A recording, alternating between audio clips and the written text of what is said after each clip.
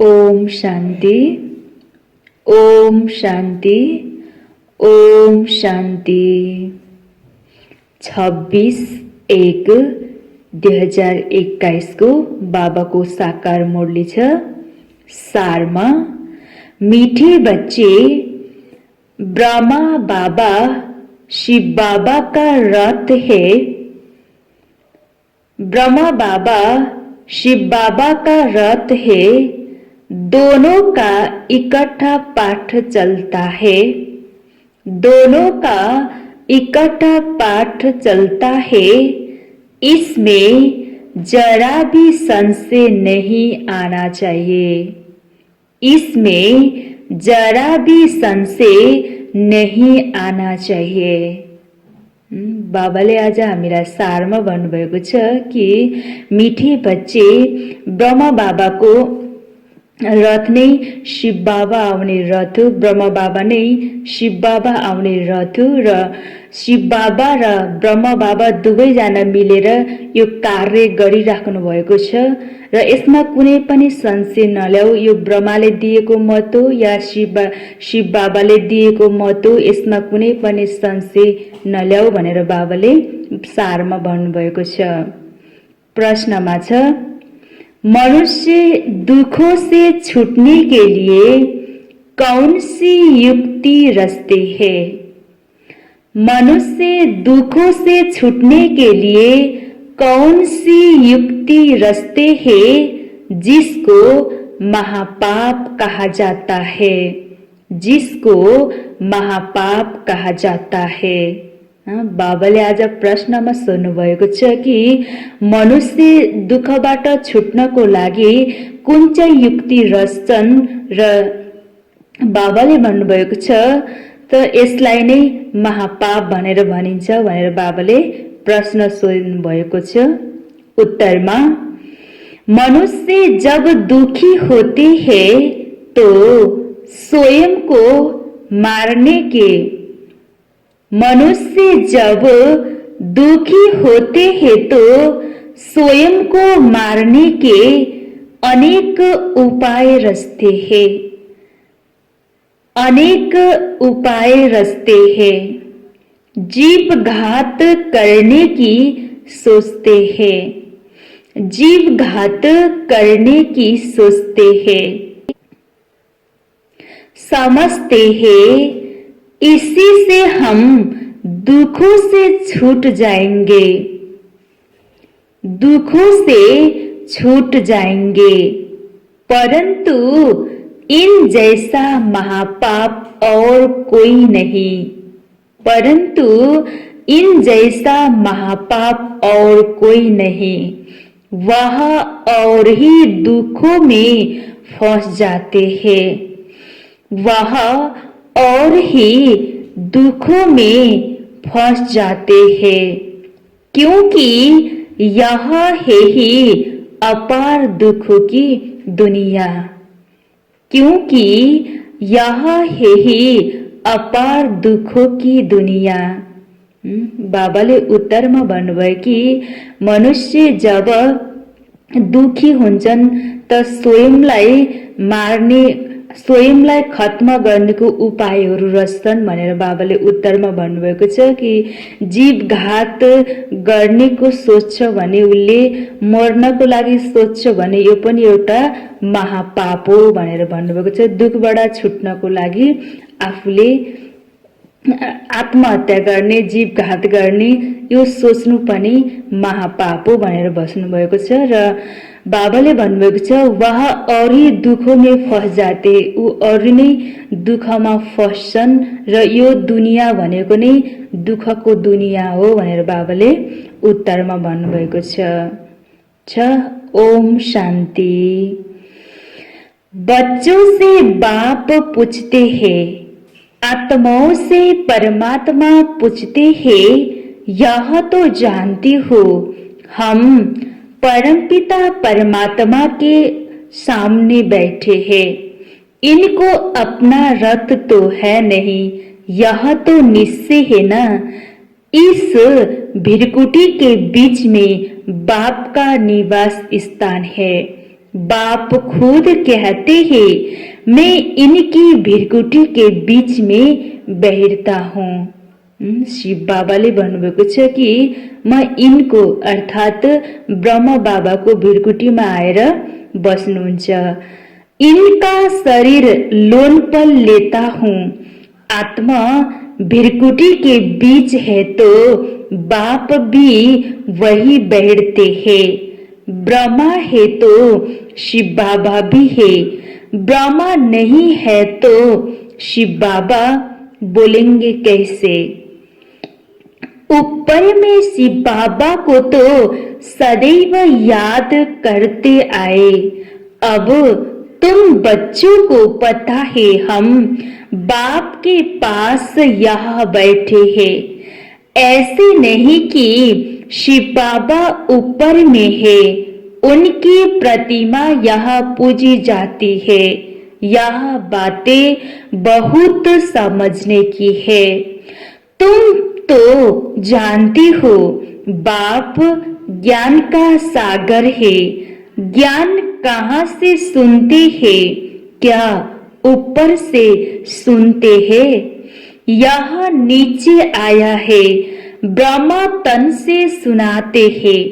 कई कहते हैं हम ब्रह्मा को नहीं मानते, परंतु शिव बाबा खुद कहते हैं ब्रह्मा तन द्वारा कि मुझे याद करो। यह समझ की बात है ना, लेकिन माया बड़ी जबरदस्त है। एकदम मुंह फिरा कर पिछाड़ी कर देती है। अब तुम्हारा काद शिव बाबा ने सामने किया है, सम्मुख बैठी हो, फिर जो ऐसे समझते हैं ब्रह्मा तो कुछ नहीं। उनकी क्या गति होगी? दुर्गति को पा लेते हैं, कुछ भी ज्ञान नहीं। मनुष्य पुकारते भी है ओ गॉड फादर, फिर वह गॉड फादर सुनता है क्या? उनको कहते हैं ना लिबरेटर आओ, या वह बैठे लिबरेट करेंगे। कल्प कल्प पुरुषोत्तम संगमयुग पर ही बाप आते हैं।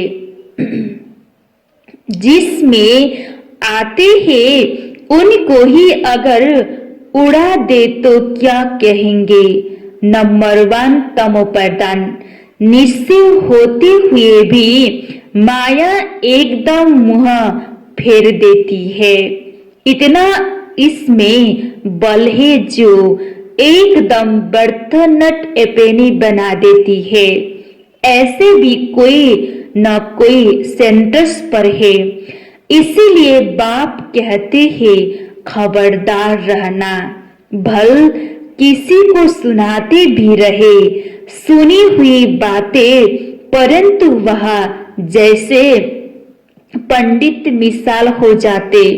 जैसे बाबा पंडित की कहानी बताते हैं ना, उसने कहा राम राम कहने से सागर पार हो जाएंगे।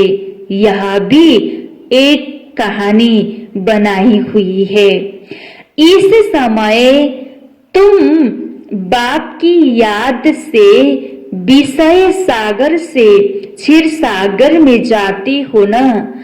उन्होंने भक्ति मार्ग में ढेर कथाएं बना दी है। ऐसी बातें तो होती नहीं। यह एक कहानी बनी हुई है।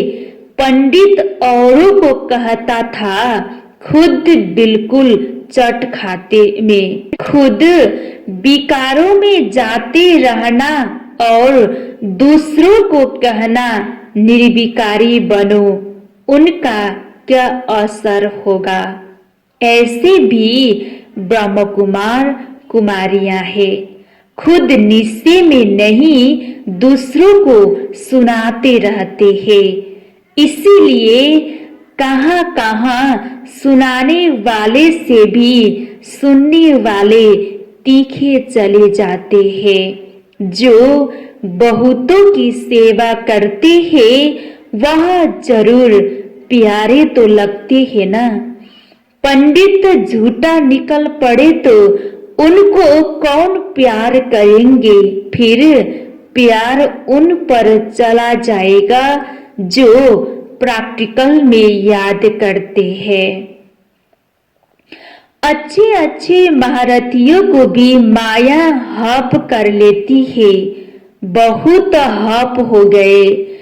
बाबा भी समझाते हैं अभी कर्मातीत अवस्था नहीं हुई है। एक तरफ लड़ाई होगी, दूसरी तरफ कर्मातीत अवस्था होगी। पूरा कनेक्शन है। फिर लड़ाई पूरी हो जाने से ट्रांसफर हो जाएंगे। पहले रुद्र माला बनती है। यह बातें और कोई नहीं जानते। तुम समझते हो बिना सामने खड़ा है। अब तुम हो माइनॉरिटी, वह है मेजॉरिटी। तो तुमको कौन मानेगा। जब तुम्हारी वृद्धि हो जाएगी फिर तुम्हारे युगबल से बहुत खींचकर आएंगे। जितना तुमसे कट निकलती जाएगी उतना बल बढ़ता जाएगा। बाबाले भन्नुभएको छ कि जंक तिम्रो आत्मामा खियाल आएको छ। यो खिया जबसम्म निक्लिन्न तबसम्म तिम्रो आत्मामा बल भरिँदैन, शक्ति भरिँदैन भनेर भन्नुभएको छ। ऐसे नहीं, बाबा जानी जाननहार है। यहाँ आकर सबको देखते हैं, सबकी अवस्थाओं को जानते हैं। बाप बच्चों की अवस्था को नहीं जानेंगे क्या। सब कुछ मालूम पड़ता है।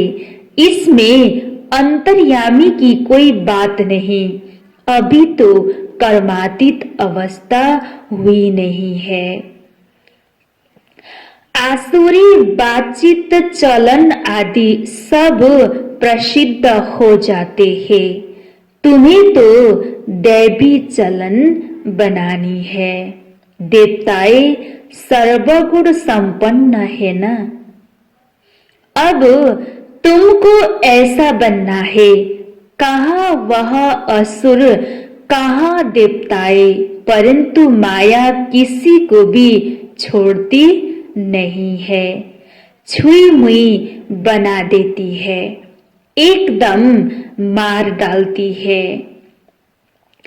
5 सीढ़ी है ना। देह अभिमान आने से ही ऊपर से एकदम नीचे गिरते हैं। गिरा और मरा।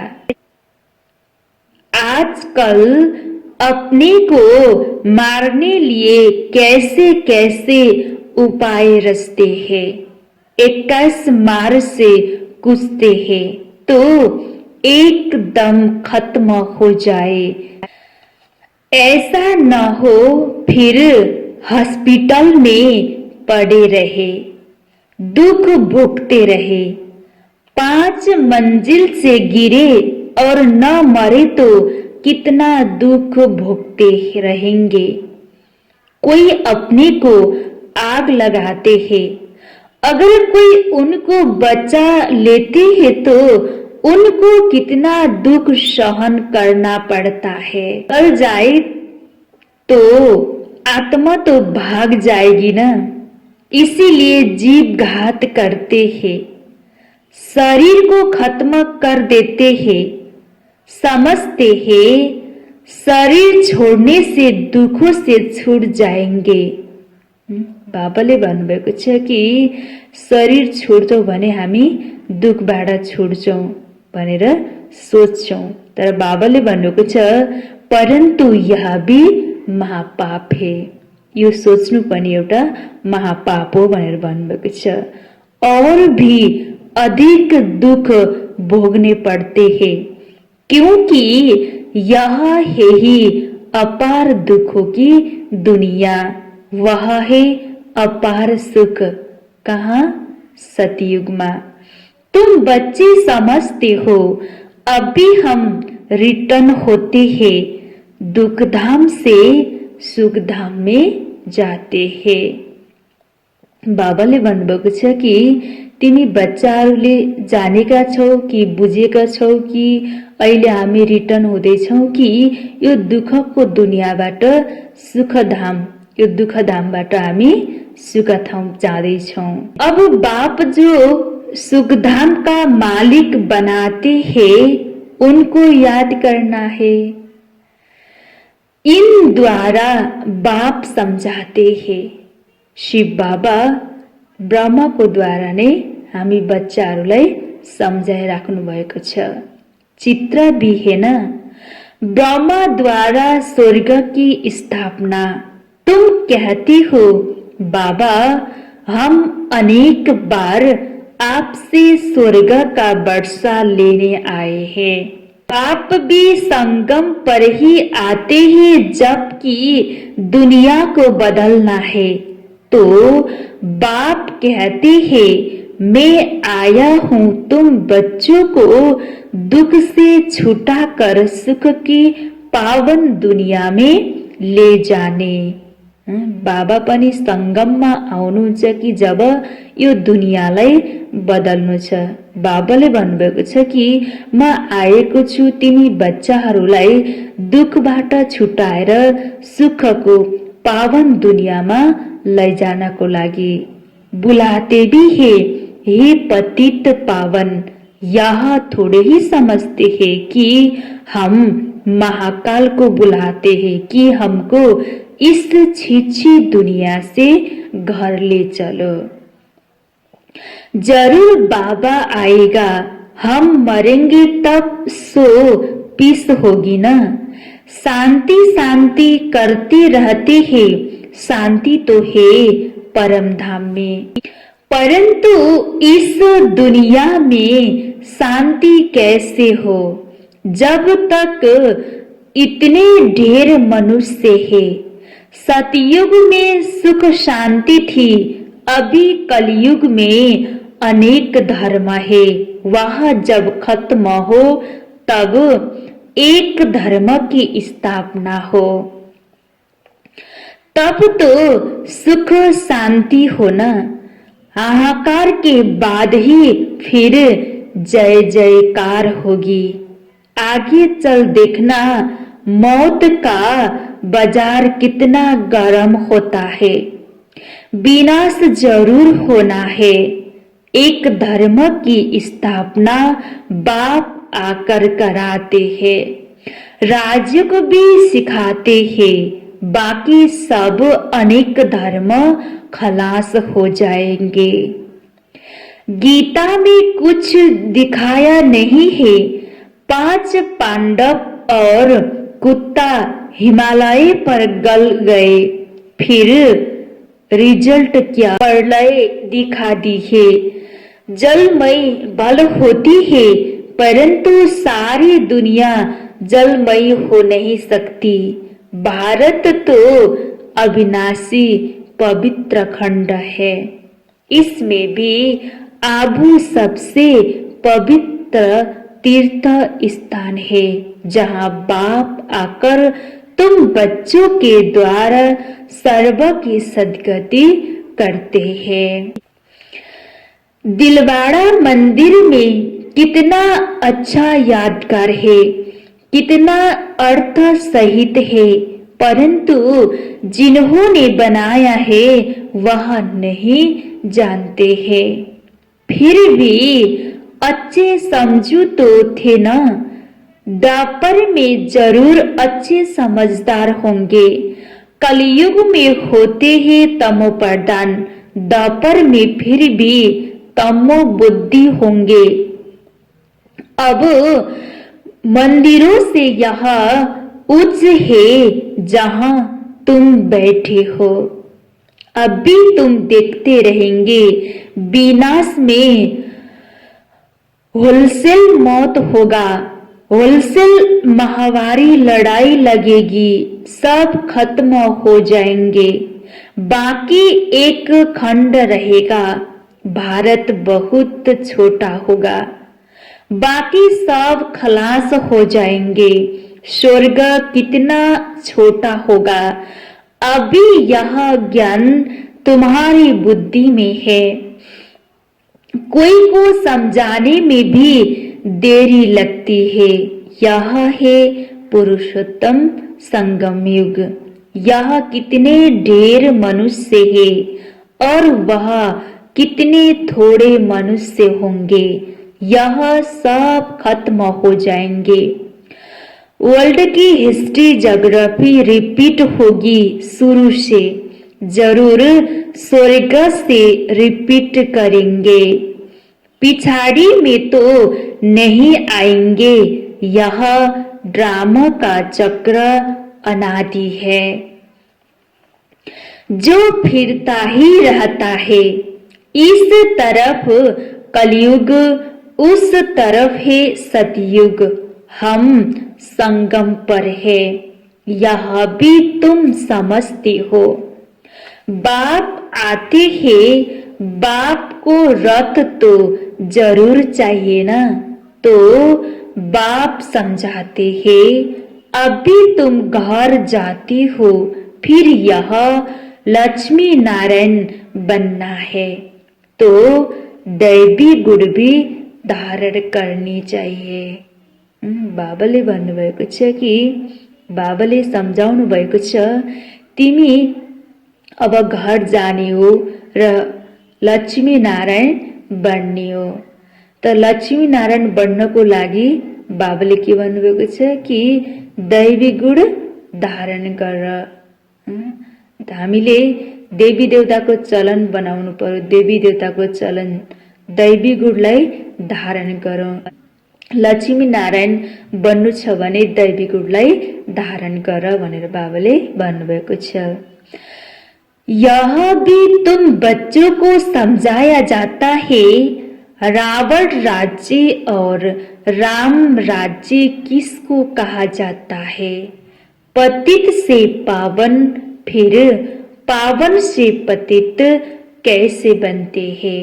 यह खेल का राज बाप बैठ समझाते हैं। बाप नॉलेजफुल बीज रूप है ना, चैतन्य है, वही आकर समझाते हैं। बाप ही कहेंगे सारे कल्प वृक्ष का राज समझा, इनमें क्या क्या होता है। तुमने इनमें कितना पाठ बजाया है। आधा कल्प है दैवी स्वराज्य, आधा कल्प है आसुरी राज्य।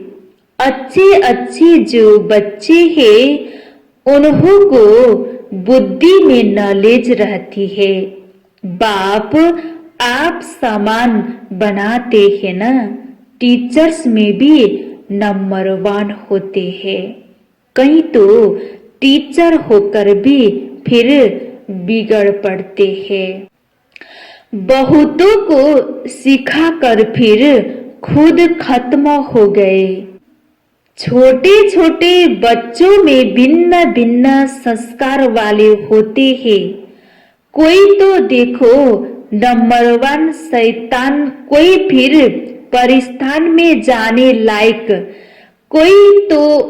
कोई है जो न ज्ञान उठाते न अपनी चलन सुधारते, सबको दुख ही देते रहते हैं। यह भी शास्त्रों में दिखाया है कि असुर आकर छिपकर बैठते थे। असुर बन कितनी तकलीफ देते हैं, यह तो सब होता रहता है। ऊंचते ऊंच बाप को ही स्वर्ग की स्थापना करने आना पड़ता है। माया भी बड़ी जबरदस्त है। दान देते हैं फिर भी माया बुद्धि फिरा देती है। आधा को जरूर माया खाएगी। तब तो कहती है माया बड़ी दुस्तर है। आधा कल्प माया राज्य करती है तो जरूर इतनी पहलवान होगी ना। माया से हारने वाले की क्या हालत हो जाती है। अच्छा, मीठे मीठे सिखलते बच्चों प्रति माता पिता बाप दादा का याद प्यार और गुड मॉर्निंग। रूहानी बाप की रूहानी बच्चों को नमस्ते। रूहानी बच्चों की रूहानी बाबा को याद प्यार गुड मॉर्निंग और नमस्ते नमस्ते। धार्नको लागि मुख्य सार पहिलो पोइन्टमा छ, कभी भी छुई मुई नहीं बनना है, दैवी गुण धारण कर। कभी भी छुई मुई नहीं बनना है, दैवी गुण धारण कर अपनी चलन सुधारनी है। दैवी गुण धारण कर अपनी चलन सुधारनी है। दूसरा पॉइंट, बाप का प्यार पाने के लिए सेवा करनी है। बाप का प्यार पाने के लिए सेवा करनी है, लेकिन जो दूसरों को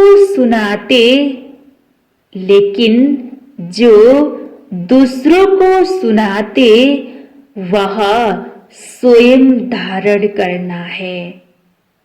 वह स्वयं धारण करना है। कर्मातीत अवस्था में जाने का पूरा पूरा पुरुषार्थ करना है। कर्मातीत अवस्था में जाने का पूरा पूरा पुरुषार्थ करना है। बाबाले आज हामीलाई धारणा दिनुभएको छ कि कहिले पनि छुई मुई नबन, दैवी गुणलाई धारण गर र आफ्नो चलनलाई सुधार भन्नुभएको छ कि हामी देवी देवता बन्नेवाला हौं।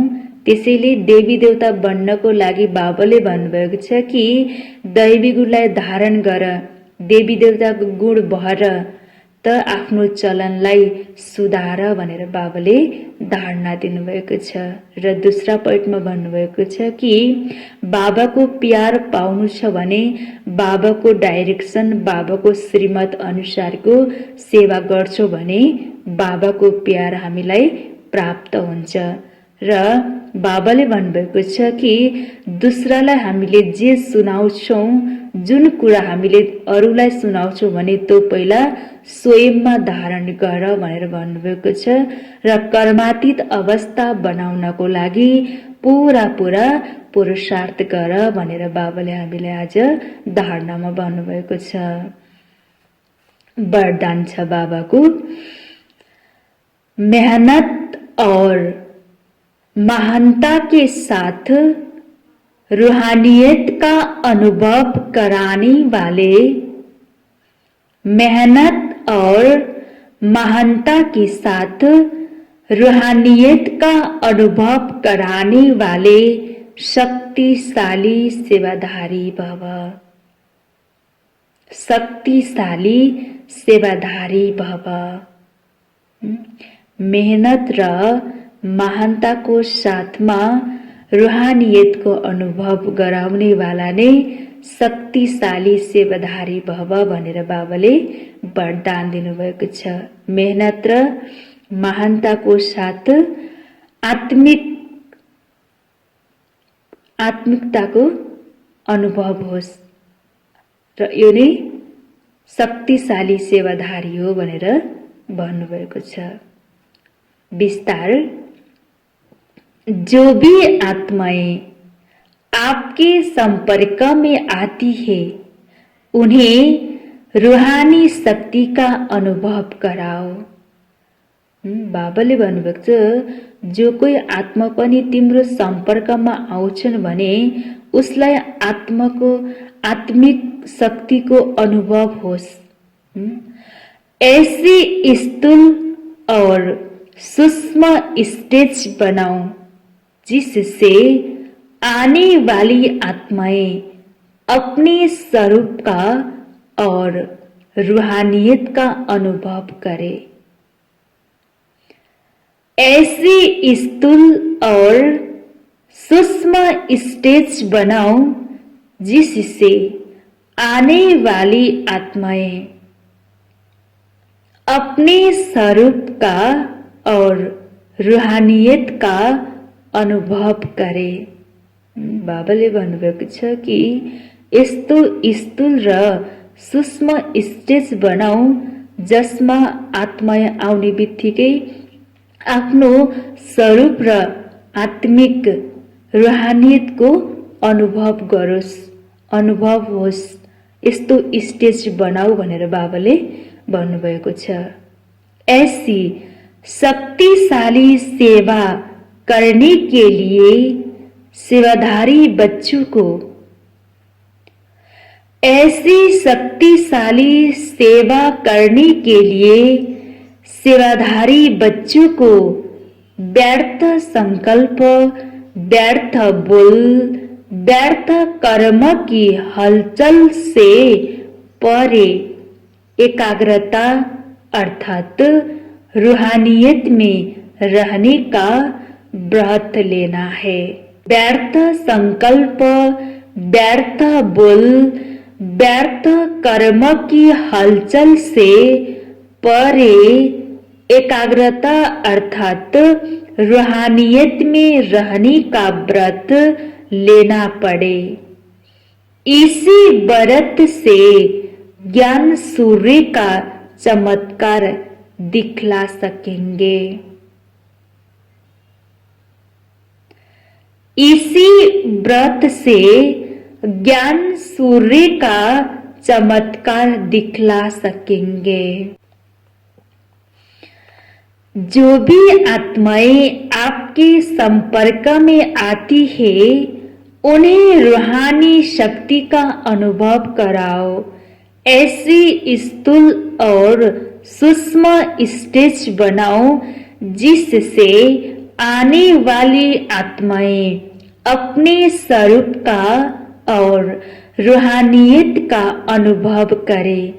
ऐसी शक्तिशाली सेवा करने के लिए सेवाधारी बच्चों को व्यर्थ संकल्प, व्यर्थ बोल, व्यर्थ कर्म की हलचल से परे एकाग्रता अर्थात रूहानियत में रहने का व्रत लेना पड़े। इसी व्रत से ज्ञान सूर्य का चमत्कार दिखला सकेंगे। स्लोगनमा छ, बाप और सर्व की दुआओं के विमान में उड़ने वाले ही उड़ता योगी है। बाप और सर्व की दुआओं के विमान में उड़ने वाले ही उड़ता योगी है।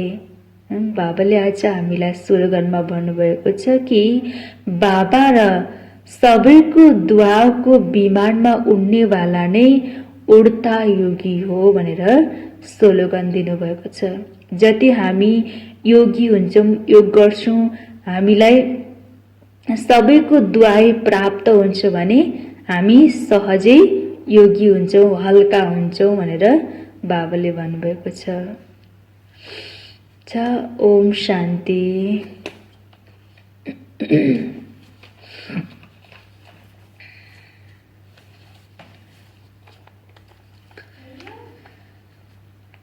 सारमा छ, मीठे बच्चे ब्रह्मा बाबा शिव बाबा का रथ है।